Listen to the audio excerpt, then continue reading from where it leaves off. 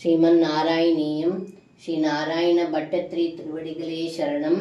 66வது தசகம் ராசக்ரீடை உபயாதானாம் சுதுசாம் குசுமாயுத பானபாத விவசானாம் அபிவாஞ்சிதம் விதாத்தும் கிருதமதிரபிதாம் ஜகாதவாமமிவ गगनगधं मुनिनिवहं श्रावयितुं जगिदकुलवधूधर्मं धर्म्यं गलु देवसनं कर्मधुनो निर्मलस्य विश्वास्यम् आकर्ण्यधे प्रदीपां वाणीमेनिदृशः परं दीनाः मामा करुणा सिन्धो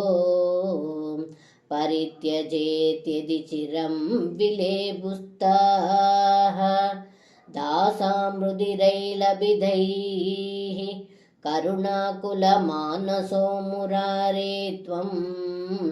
दाभिः समं प्रवृद्धो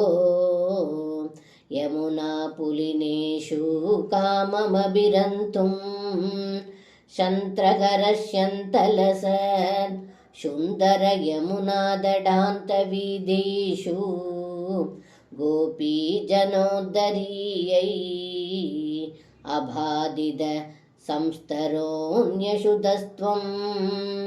सुमधुरनर्मालबनैः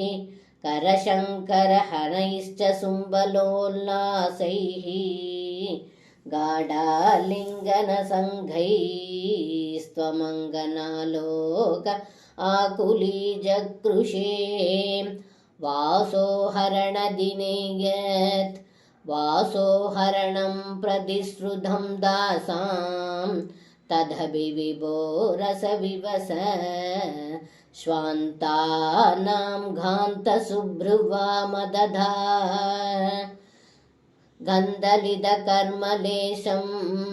कुन्दमृदुस्मेर वक्त्रपादोजं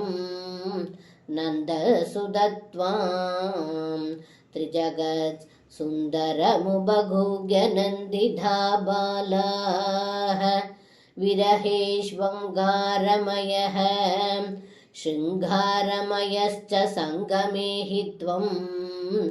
निधरामङ्गारमयस्तत्र पुनः सङ्गमेऽपि चित्रमिदं राधातुङ्गभयोधर साधुपरीरम्बलोलुपात्मानम् आराधये भवन्तं भवनपुराधीश समयसगलगधान् सर्वं कृष्णार्पणं श्री गुरुवायूरप्पन तिरुवडिगळे शरणं।